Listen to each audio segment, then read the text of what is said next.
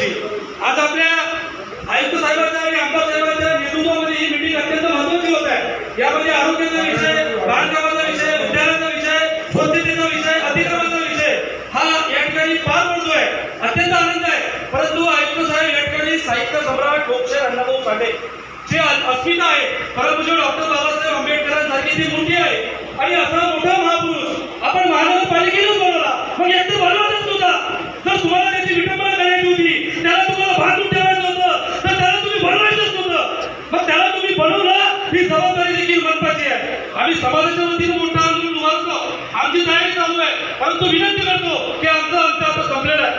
आता आमच्या अण्णाभाऊ साठेचा आम्ही किती अंत बघायचा? पुतळा तयार आहे, सगळं तयार आहे। तुम्हाला अडचण काय? महानगरपालिकेचे 4-4, 5-5 वकील आहेत, हायकोर्टामध्ये खाली मान टाकतात, एक शब्द बोलत नाही। सुप्रीम कोर्टामध्ये तुमचा मनपाचा एक वकील बोलत नाही, फार झाले वकील मनपाचे, पण पैसे घेतात तुमच्या पार्टीकडनं। मला कळत नाही आहे, साहित्य सम्राट अण्णाभाऊ साठे यांचा पुतळा एक असा पुतळा आहे आपल्या अमरावतीमधला की त्याला 14 परवानगी आहे, 14 एनओसी आहे, 14 एनओसी आहे। त्या पोलिसांच्या असो, अतिक्रमणच्या असो, जागी संदर्भात असो, जिल्हा परिषद असो, सगळ्या परवानगी आहेत। मग तुम्हाला अडचण काय? तुम्ही का तुमचे वकील बोलत नाही? आणि म्हणून तो पुतळा बसला पाहिजे, याच्यासाठी आम्हाला तुम्ही आता काय की बोलावं? आयुक्त साहेब देशमुख सर काय साहित्य सम्राट अण्णाभाऊ साठे पुतळ्याचं सांगा आम्हाला काय? श्रीकांत ते एक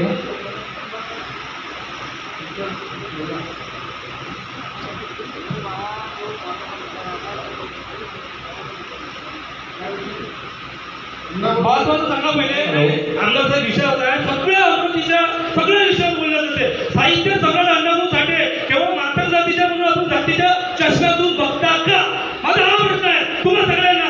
तो पुतळा जर परमपूज्य डॉक्टर बाबासाहेब आंबेडकरांचा असता, छत्रपती शिवाजी महाराजांचा असता, तुमच्या मुलाला लागली होती। अण्णाभाऊ साठेचा पुतळा तुम्ही का बसत नाही? ह्या जबाबाचं उत्तर द्या आयुक्त साहेब। मी तुम्हाला एक सामान्य सामाजिक कार्यकर्ता, एक नागरिक म्हणून विचारतोय।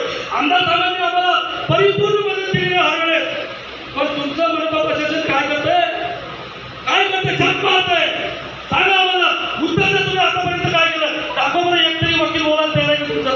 बघा वकील काय केलं, कुठली प्रोसेस मांडली, हायकोर्टात खाली मारा टाकलं हरामखोर, एक शब्द बोलत नाही। बोला तुम्ही प्रशासकीय सर यामध्ये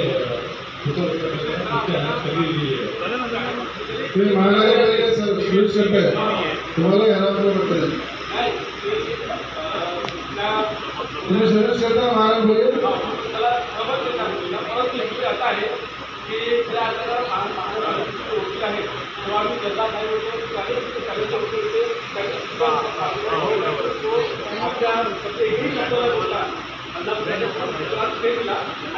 माझं हे म्हणणं आहे डॉक्टर साहेब, हा विषय आता इथला नाही आहे, पण त्याची भावना आहे, त्या भावनेची माझी एकट्याची भावना नाही आहे हो, तुमची भावना आहे। माझी भावना आहे, त्या भावनेचा कदर आहे।